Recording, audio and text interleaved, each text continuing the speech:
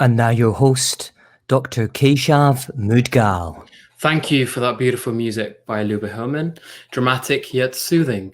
Good evening, everyone, and welcome to the opening night of A Few, or Art for Essential Workers, a live interactive theatre company that aims to encourage dialogue and inspire us all to value the meaning of being human in today's digital age. I'm your host, Keshav, a doctor working at King's College Hospital, as well as an actor.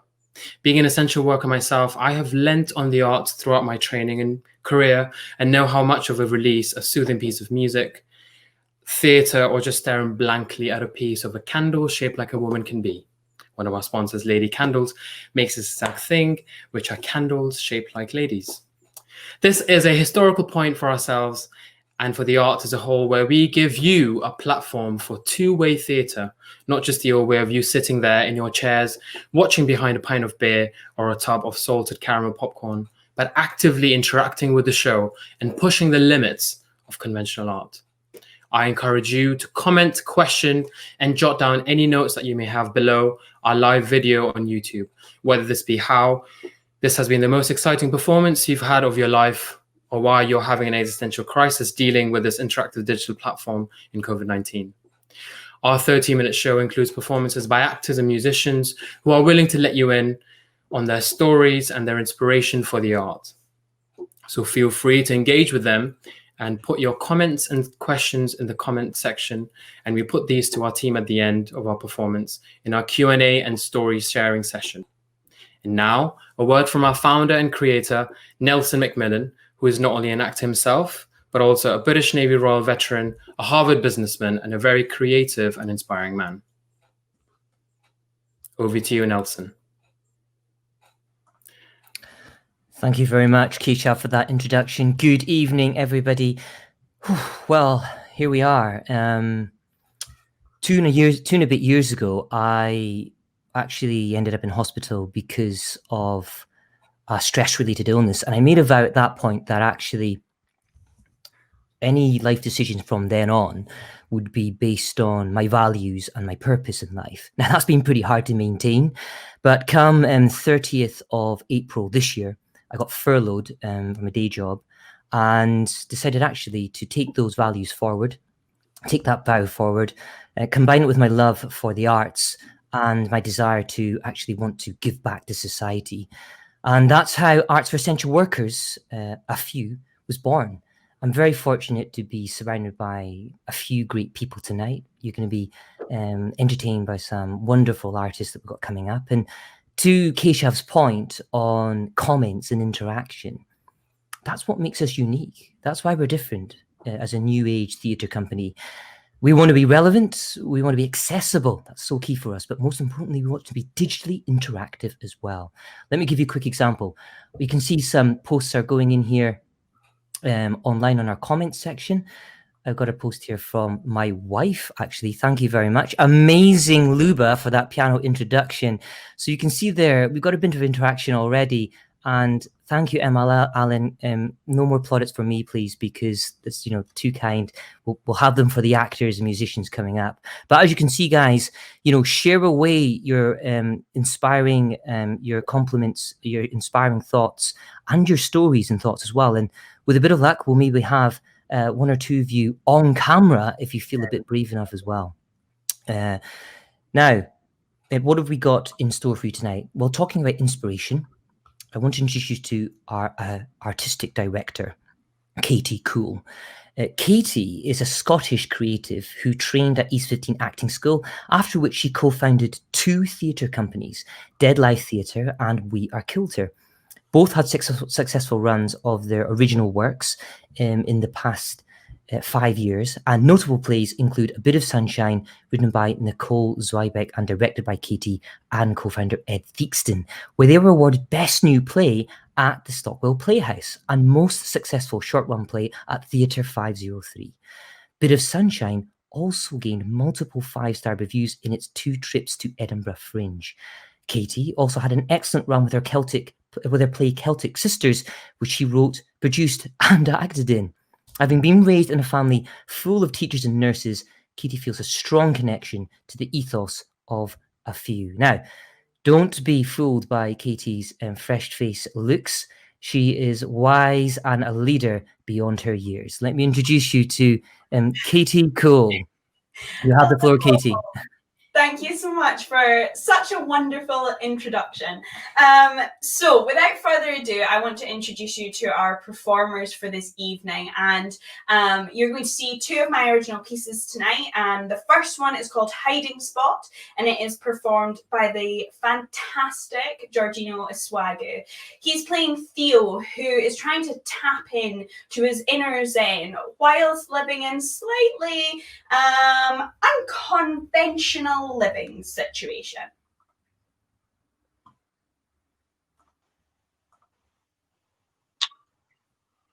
Meditation is much more complex than you think, man. You see, if I was on some retreat, it would be easy because you know you're actually in a relaxing setting. I do think, though, yoga retreats are a cult. I think a lot of organized groups are culty. Now, I've been doing my research. Humans aren't supposed to be in these big packs and cities, man. Look, we're supposed to exist in smaller groups. Just a little collective of hunters and gatherers, you know, dotted around the vast lands. Humans are doing it, and I mean the grand it. That's why I'm here. For now, anyway. I'm a nomad. I like to find a little pack, you know, my own little tribe and stay close. You know, I like this couple because they seem to keep themselves to themselves. They're like me, you know, they keep a small circle, self-sufficient. She even grows motherfucking cucumbers in the kitchen. Damn. Anyway, I've been trying to meditate for like an hour or so, but this setup right here, man, not ideal. The boiler is buzzing like a constant fly at the back of my ear, and I can hear these two downstairs just arguing and bashing pots into the damn cupboard. And I can't be certain. But my third eye is telling me that there's a mouse in here somewhere. No, my friends, this is not a tranquil treehouse. It is, in fact, a cluttered loft with potential rodents. You know, I'm a nice guy. I'm a nice, easygoing guy. I'm not fussy, not at all. It's not like I grew up in a mansion either. I haven't even had my own room. Two brothers. Do you know what it's like sharing a room with two brothers? I'll tell you, it's messy. Messy. Messy. Say goodbye to privacy, man. Those were one of the most stressful years of my life. And I'm telling you, between my mum and my bunk beds, best believe I did not have a single date until I hit uni. But anyway, where was I? Oh yeah, recently I've been trying to tap into my inner zen, and I'm struggling more than I thought, to be honest. You know, maybe it's because they're not zen. I mean, she pretends to be for sure, with all the essential oils and soothing music and shit. You know, the smell travels, and sometimes I fall asleep to the faint scent of lavender. Makes me feel somewhat connected to her. You know, he just plays video games constantly, and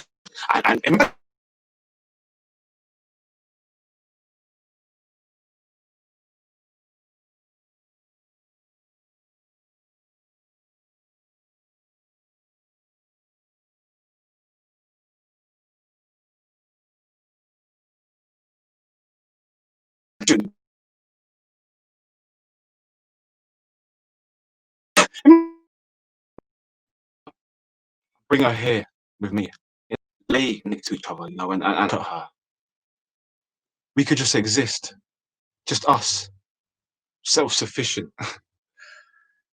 He's no good, man. I'd be much better. I'm way more on her wavelength than he is. We could start growing fucking tomatoes in the kitchen. But nah, wait, I'm doing too much. I'm getting way too involved, you know. I'm lucky. I know that. I'm very lucky. You know, I'm not trying to risk all of this. Not yet, anyway. Not quite yet. Look, like I said, I'm super humble. I'm a simple man. I think that's why I like this place so much, actually. You know, it's the privacy. I get this whole loft to myself. No bunk beds, just a mattress on the floor. But that's trendy now, right? Mattress on the floor. It's cozy, quiet, and if I close my eyes and really sniff out the lavender, I can imagine she's here up with me too.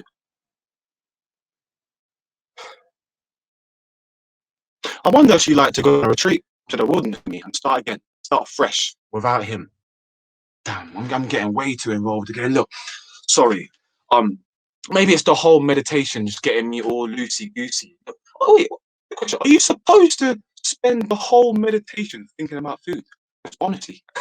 Honestly, all I can think of are fish finger sandwiches.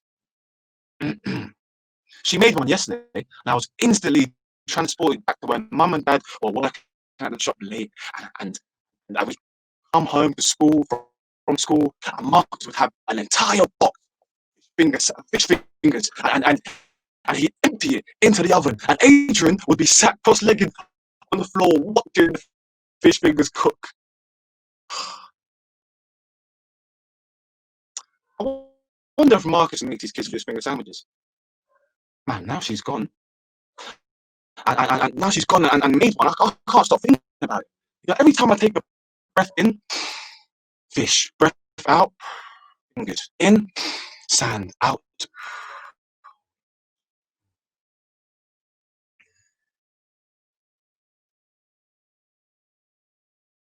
Sounds like they're leaving soon. You know, maybe I'll nick a couple after yoga. Yeah, fuck it. Why not? Yeah, I deserve it. You know, and a craving should never be ignored. That's what my mum would say when she was ever on a diet and we'd catch over a Kit Kat. Theo, you should never ignore a craving. It's your body telling you you need it. I'm not sure that applies to chocolate, but it definitely applies here. When did I last eat? God, I'm much better at meditation than I thought.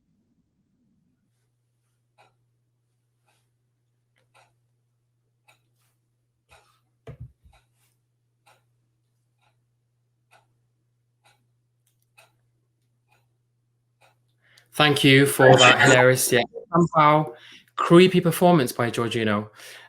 Sorry that there were bits in there were a little bit choppy as well, so we apologize for that. And this is how sometimes it works, especially in terms of working with online and a live theatre company. So if you've got any questions or any comments to ask Giorgino in the section below, please go ahead. Whether he really has an obsession with fish fingers or not, and any other questions like that. Up next is the brilliant Pippa Lewis, who is an acting musician originally from North Wales. She has worked as a musical director and toured the country with several productions.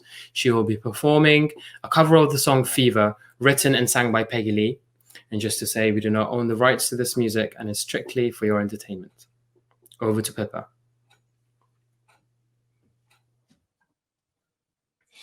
Never know how much I love you.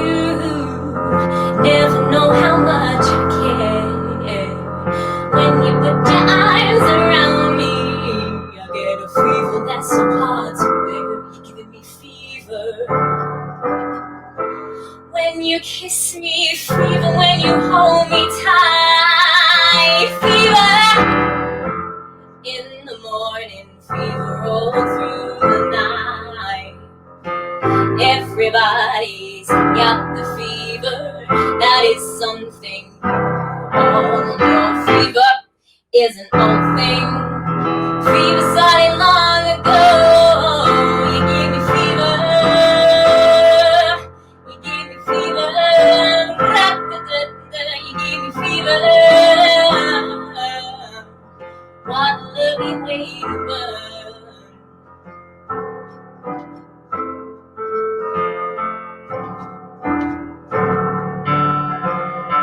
Romeo loved Juliet. Juliet, she felt the same. When he put his arms around her, he said, Julie, baby, you're my flame. Now give us fever. When we kiss it, fever with that flame in you. Fever, I'm on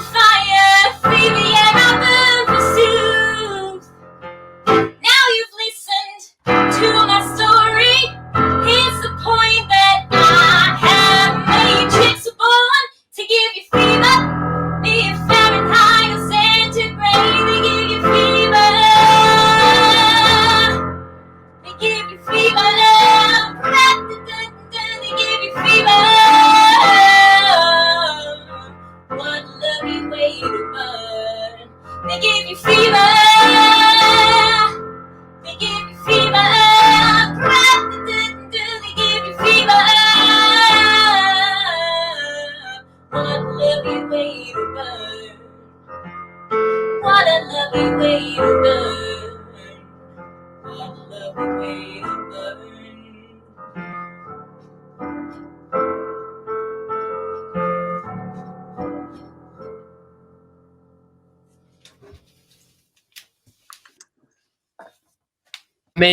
Amazing piece there by Pippa.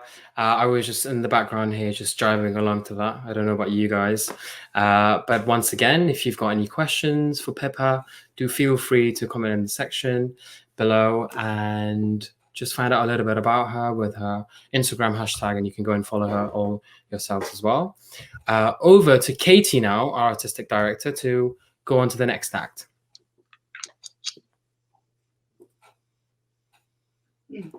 Hello. So our next performance is a piece called Dancing Queen, and that is being performed by Mercedes Assad. It looks at a girl who has many a tumultuous relationship, and she is forced to look at herself and think, why is it all going so wrong?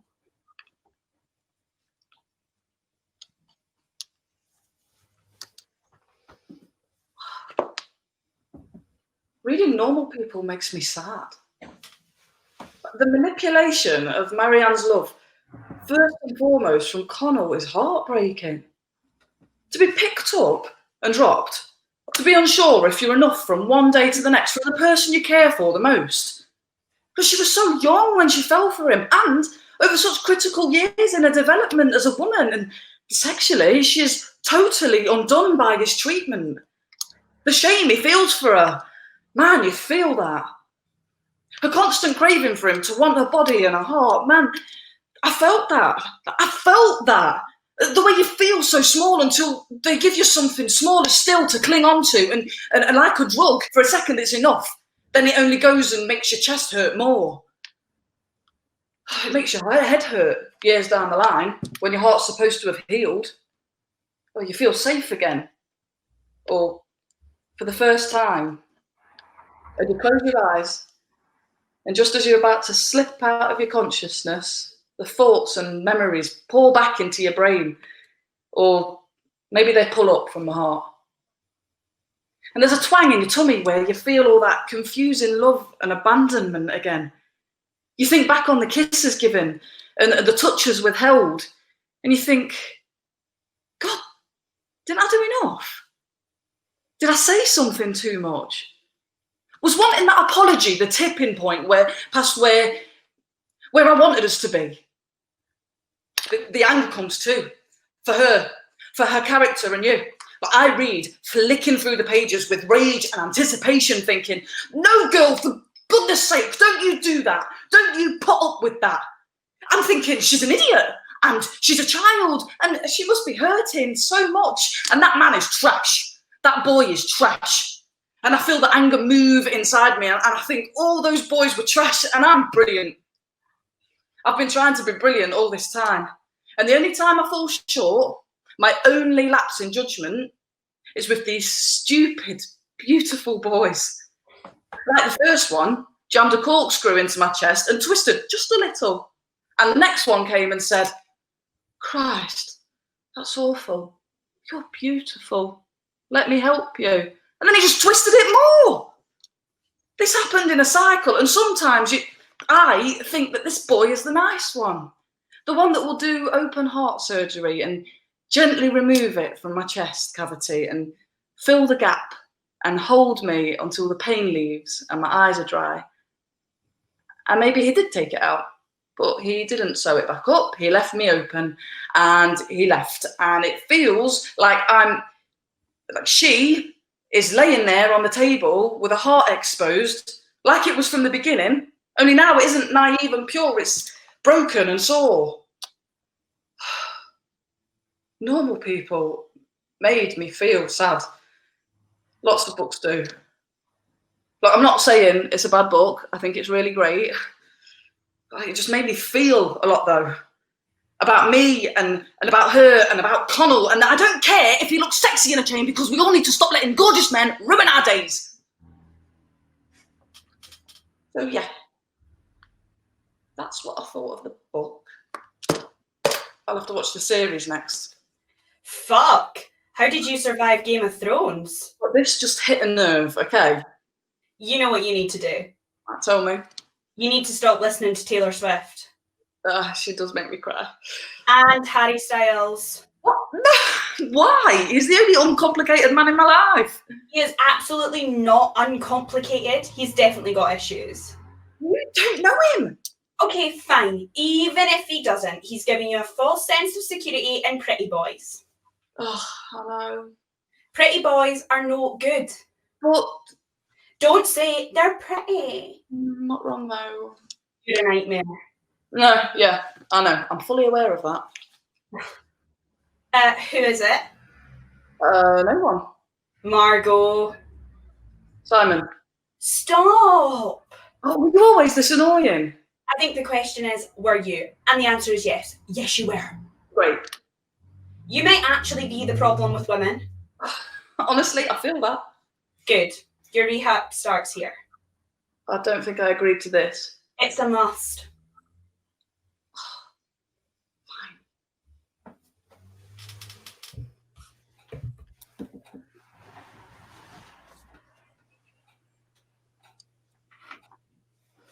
Thank you for that brilliant performance, Mercedes. A performance I think we can all relate to. Being told off by a friend when you're in the middle of a sulk session, when you're bathing in self-pity and your friend just comes along and tells you and puts you in your place. Thank you. We're getting some comments from the studio, from YouTube, if I'm not wrong. So that's Joseph Patterson. Love that speech. Gorgeous men are the worst. Who are you? Strong, powerful women idols. Okay, that's brilliant. Keep those comments coming in. Up next, we've got a performance by Luba Hillman. She is a singer-songwriter, composer, and musician based in London. Luba has a background in classical music and says her music is inspired by many genres. Over to you now, Luba. Hi, my name is Luba Hillman, and I will be singing a song composed by myself. It's called All I Need.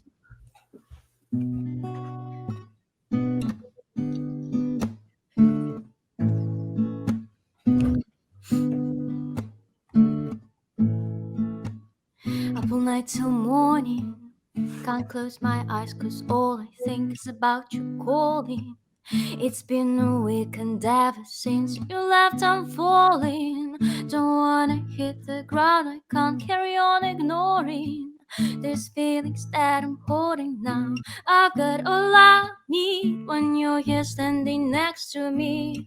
Every time you leave, I just replay the memories. I'm still waiting for the day that you don't ever let me go. I've got all I need when you're here standing next to me. И как обычно пройдет привычно новый день безо всяких вздоров, нашумевших проблем, но так очевидно, от себя мне хочется бежать и не отпускает меня до в летних думах. Все, как я хотела, снова ты рядом со мной. Потеряла смелость, взгляд незнакомый твой мне по коже и похоже определенно. Другой жаль не срослось, оказалось глупой игрой. I've got all I need when you're here standing next to me. Every time you leave, I just replay the memories. I'm still waiting for the day that you don't ever let me go. I've got all I need when you're here standing next to me.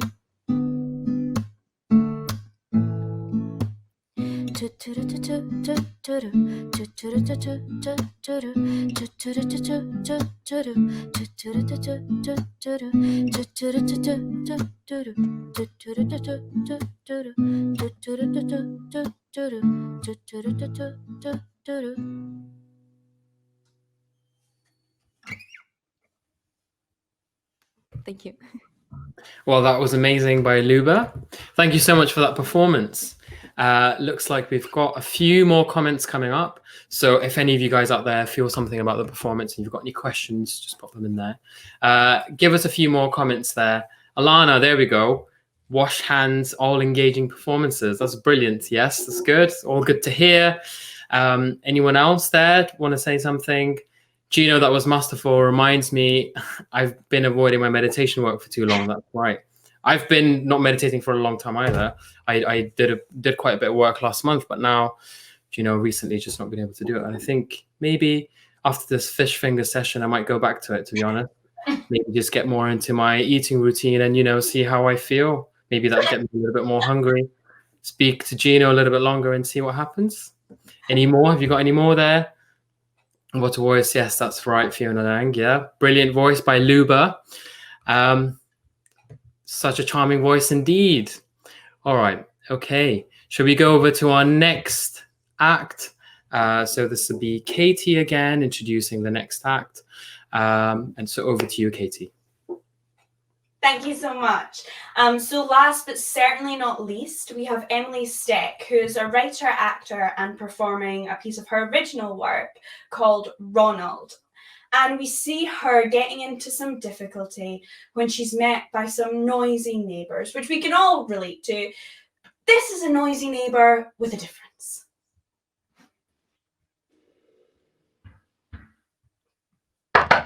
Ronald! Ronald Sheridan! I know you're in there. The whole street knows you're in there. Open this door. Open it right now.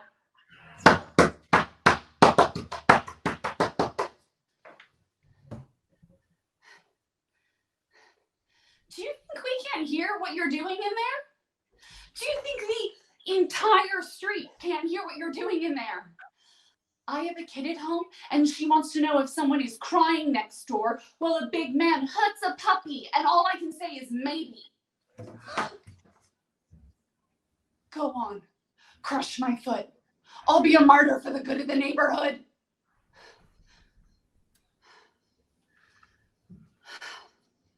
Turn off the porn, Ronald. Or at least turn it down, or honestly, just be a modern man and put your headphones in and wank silently and sadly in your dirty little room so we can all live in peace. You don't watch porn. Wow, never. How old are you? 16. 16 and you've never watched porn. Don't look away from me. Where's your mother? Who? Your mother. Where is she?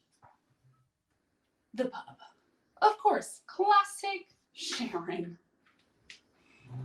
Maybe I'll give her a call. Share a few of my thoughts on you and your porn. I'm sorry. I'm what? That was one time, Ronald. One time I asked you to look out for Sally. Yes, people, adults, sometimes need to go out, and it's none of your business where I went. Are you calling me a bad mother? Have you met your mother? I didn't ask for your parenting advice. Did I, Ronald? Did I? Yes, I criticized your mother, but that's called freedom of speech, Ronald. No. You don't have freedom of speech. You're a juvenile boy who's exposing my child and frankly everyone in a 5-kilometer radius to bad porn. It's bad porn because those actors sound like they wouldn't know what pleasure felt like if it hit them in the fucking head. Yes, they are actors, Ronald. Bad actors, probably, but have some respect for the work you consume. Let me guess. Bad lighting? Oh, no professional lighting at all. Great. That sounds like a dodgy job. You getting any plot? Any plot. Stepsister seducing stepbrother, I reckon. Seems like horny little boys have a real affinity for Clueless. I mean, I couldn't tell you why. I wouldn't touch my stepbrother with a 10-foot pole. Clueless. the seminal 90s. Never mind. Getting any angles? Tasteful angles, not penetration cam. She's not enjoying it, Ronald. No, that's a bucket of lube that's been poured in there. So that little horn monsters like you think that that's how a woman enjoys sex, but you'll know soon enough that that is not how. Oh, was all 2.5 seconds of it thrilling? Did you feel like a man when you couldn't make her come? I'll tell you why you can't make her come, Ronald. Because you're watching Tut, Swill, Amdram. Listen, Ronald, if you turn it off or just put in your headphones, I'll tell you where to find the good stuff. Real girls, webcams, live, chatting to you, showing you things you've never seen before. Take it or leave it, Ronald. I have gardening to do. I'm not a hooker. I'm an online erotic performer.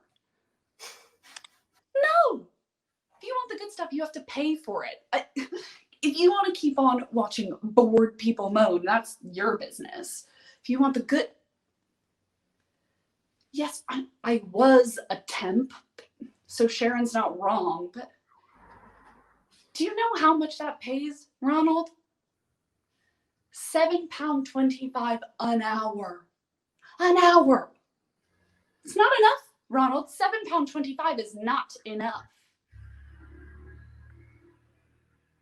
Do you think my tropical themed garden pays for itself, Ronald? I'm saving up to buy a jacuzzi, mate, in London. Find me a job where I can work for less than 40 hours a week from home and have enough extra cash to buy a jacuzzi. You can't. You tell Sharon about any of this, I'll tell her you groped me on the street. Okay? Good luck with those GCSEs, by the way. Dream big, babes.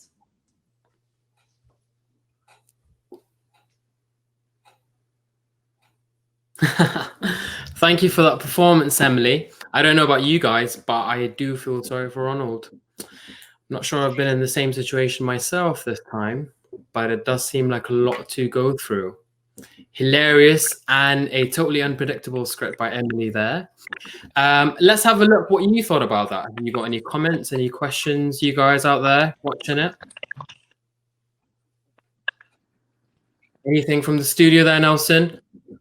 This is hysterical. It is indeed. Yeah, you're definitely right there, Joseph. Anyone else? Good performance. Yeah, brilliant there, Emily. Who else? Anyone else got anything? I agree. Really beautiful writing. Thought-provoking, yes. So much to the speech by Mercedes. Would love to hear more about the creative process behind the speeches, which we will actually do in the session after this, which is a Q&A session and a story sharing session as well, where we speak to our team and our performers, and we talk about what's inspired them. I might have to ignore that comment by Brian. Well, you know what? I'm going to go ahead and say Amdram is better than sex. Thank you, Brian. That's brilliant. Obviously speaking from experience there as well. That's brilliant. And by Adrienne, Emily, that was amazing. I could not agree more. Do we have anything else on there, Nelson? What an amazing show. Thank you so much for joining us. This is not possible without the two-way interaction that we have. And for us to bring this all to you, and we wanted to just make the arts more accessible with this production that we have here and as a company. And I think the whole new point and the unique selling point for our company here is actually that we get to sit down and have a discussion with our actors and our performance, as well as our team, to get you guys to ask any questions, to see whether there's something that might inspire you or something that you might want to give to us to think about further. How are we doing there, Nelson, in the studio? We're good, Keshav, and we're ready now for the panel session if you are. Yeah, that's brilliant. Okay, let's talk to our panel. with a Q&A session and see if we've got any questions for the panel at all. How are we doing there? I've got a question myself, actually. My first question is to Pepper, if that's okay. Great. Okay. So Pepper, you're an essential worker yourself and an artist. Hello. Now you can hear me. I can hear you. How do you manage to balance that life? And do you think in these times things have been a little bit harder? Yeah, it has. Well, I would say during COVID, I worked. So I work at an SEN school, special educational needs, and we were open in our school. We were basically we weren't educating the kids anymore during lockdown. We were basically a respite for the children, for either key worker parents or children with specific behaviours that their parents and their families needed a bit of a respite from. But there was a whole rota system going on, and I'm sure some teachers who are listening would know about this. So I actually had, there were more days off than normal. And so during those days, I'd just be on my piano all day, doing it every day. I moved it down in our living room. And yeah, it was just a lot of time to create and have fun and play around with a lot of things. Yeah, that's great. That's really good to hear. I mean, I can speak from my own experience. I've been working part-time, and obviously during the COVID crisis, there was a lot of work needed in the hospitals. But I would just love the time off so much more to do any writing, or if there's any work, need to do any acting or any drawing or anything like that. And I think, if anything, a crisis like this just brings our creativity out and just shows us what we need to explore more, something that we really need to explore, especially to just lean on and just unwind after a day or so. Nelson, have you got any questions for us from the studio?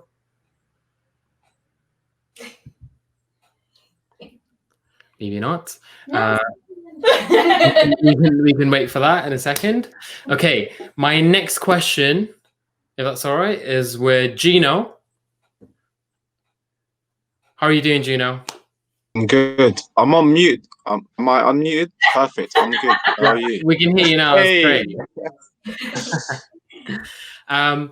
Okay, so why don't you tell us a little bit about Theo, your character, and what did you have to do any character work, and how would you feel you related to this character?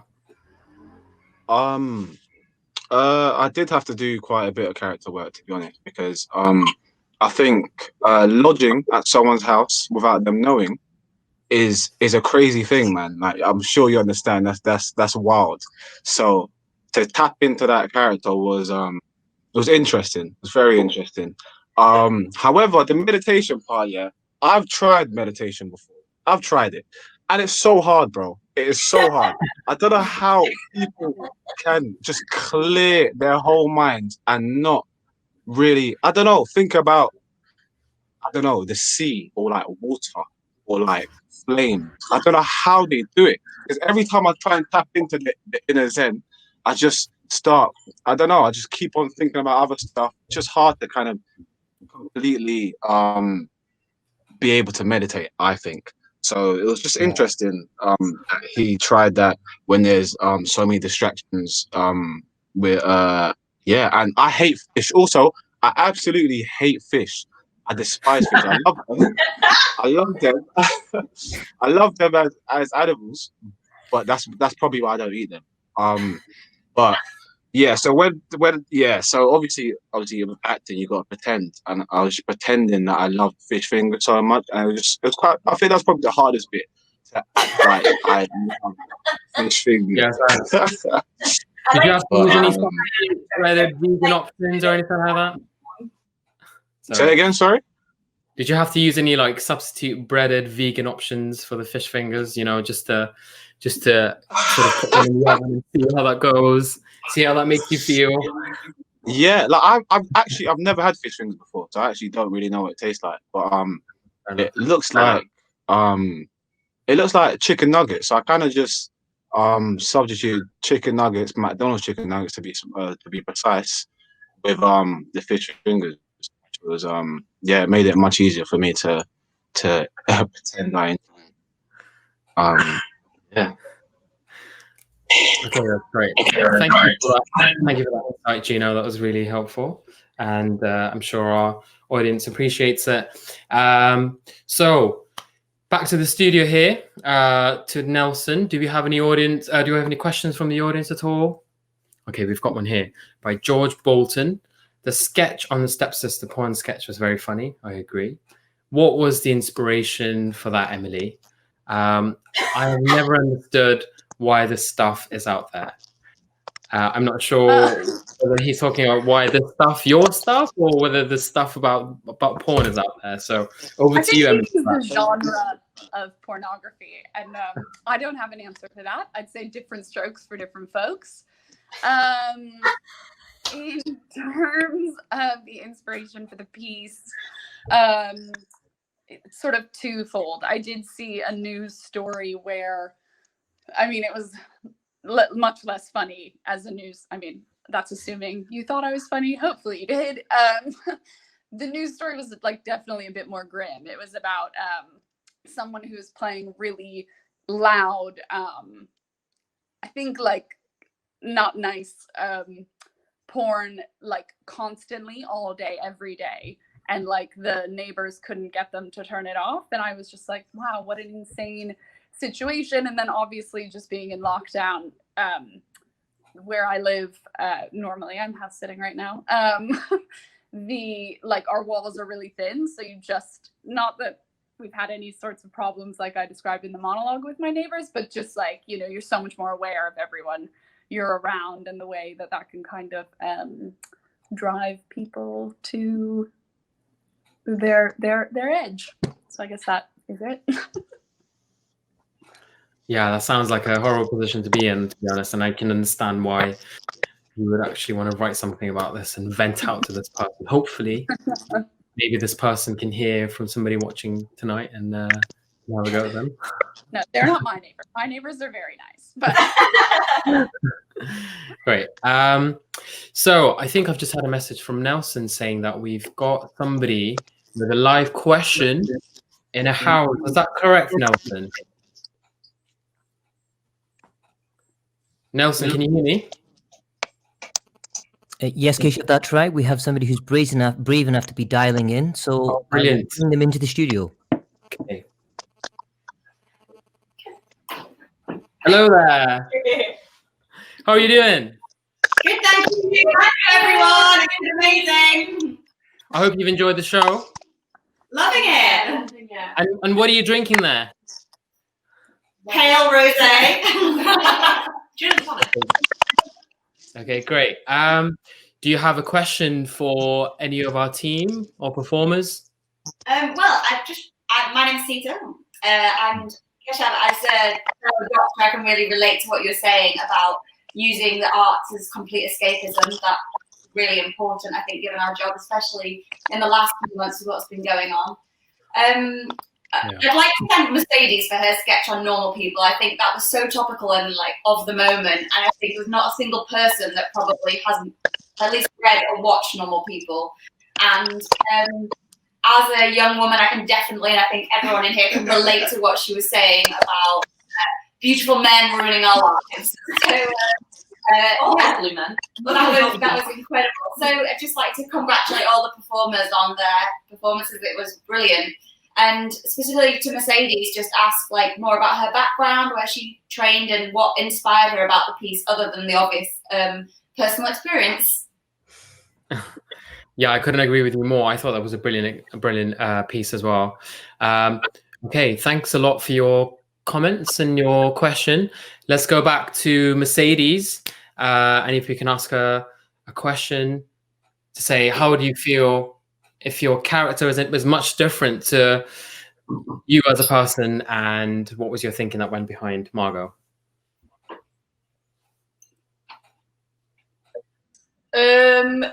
Yes, in answer to Katie, who wrote Margot, who wrote this monologue, seems to think that it's well suited to me, but I think that Margot is a lot more. She's a lot more articulate with her feelings, especially her feelings to books and stuff. I tend to have to let it settle for a week or so before I don't have these visceral reactions like Margot does, and that's why I really like the character, because she's just she goes through so much after reading this book in 5 minutes. That's what I really like about her. That's probably what everybody went through when they were reading the book as well, to be quite honest with you. I'm watching the TV show. Yeah, definitely. But it's go on. No, I was going to say it was absolutely brilliantly acted, and the writing was perfect from Katie. It was brilliant. Everything about it was absolutely fantastic, and we all had a lot of laughs in here anyway.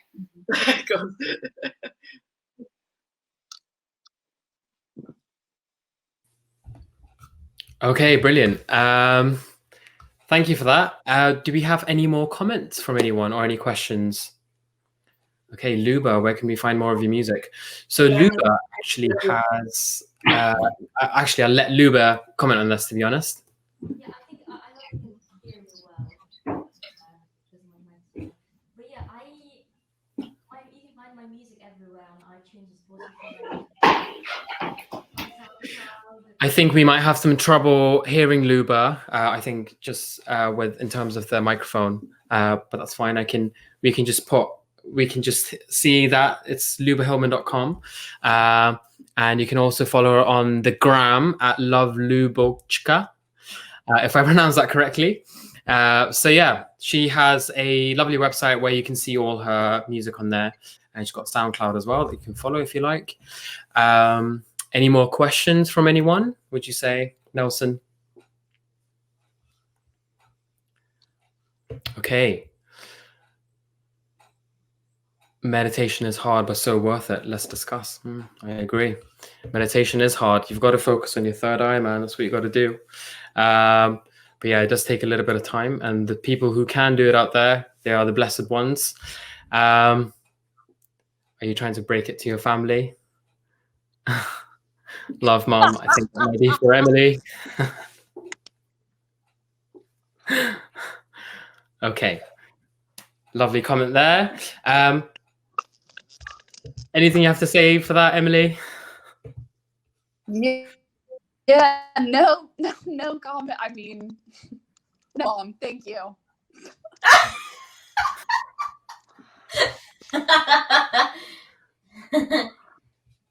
Okay, so our next question is, what inspired the writing behind Georgina's character? That's over to you, Katie.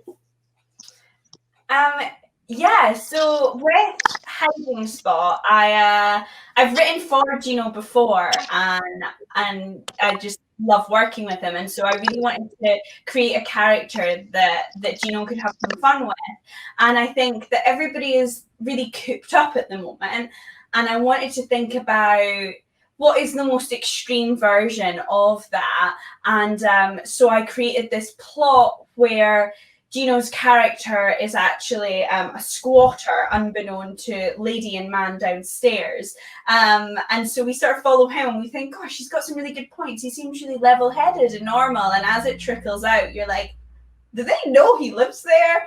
And also, I mean, when we did Tech, Pippa, my flatmate, giggled away because we have been making our own bath salts with lavender oil. We've also been growing cucumbers in the kitchen and tomatoes, and we may or may not have had a mouse. So there was lots of little things that fed into it. But yeah, I paired with Gino, and then I wanted to write something fun for him and something fitting to what we're all in. And I try my best to write funny because I am someone who loves a good crime drama. So I tried my best to stray away from that, but we still got a little bit of illegal activity.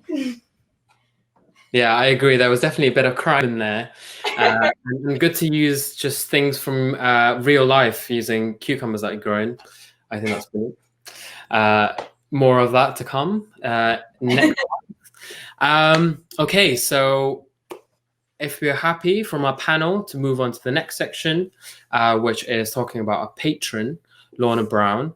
Lorna is a respected international actor based in London.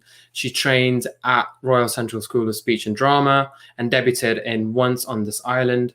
In the 25 years since then, her acting experience has taken her from the Royal Shakespeare Company and the National Theatre to television and feature films, the first of which was in Denmark and saw her nominated for a Robert Award.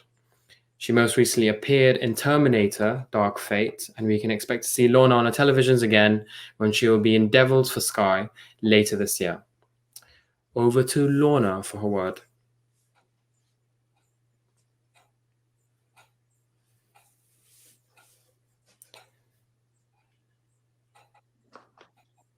Good evening, everyone.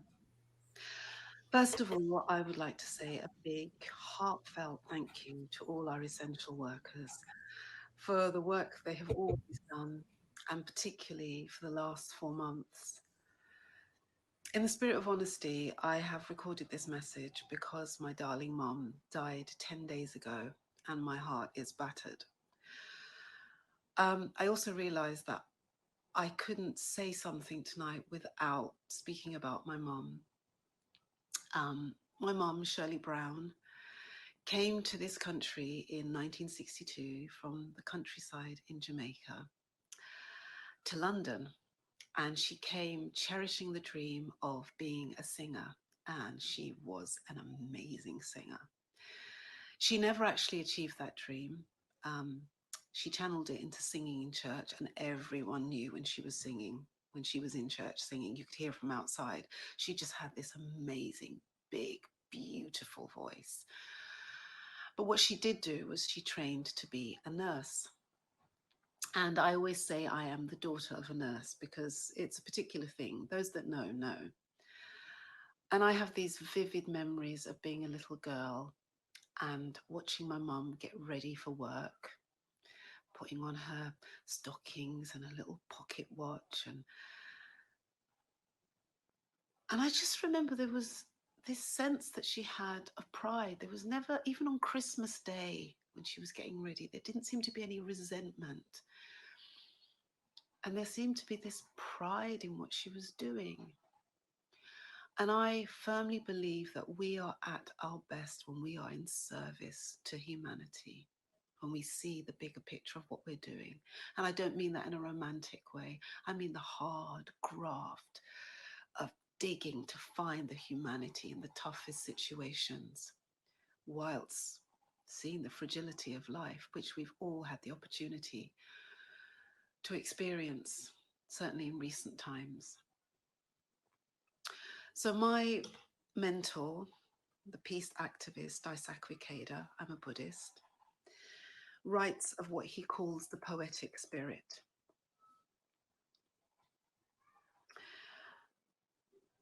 A vital sense of the connection between one's life and the life within all things. The poetic spirit is the impulse, the vibrancy at the core of all artistic expression. This spirit has the power to retune and reconnect a discordant, divided world.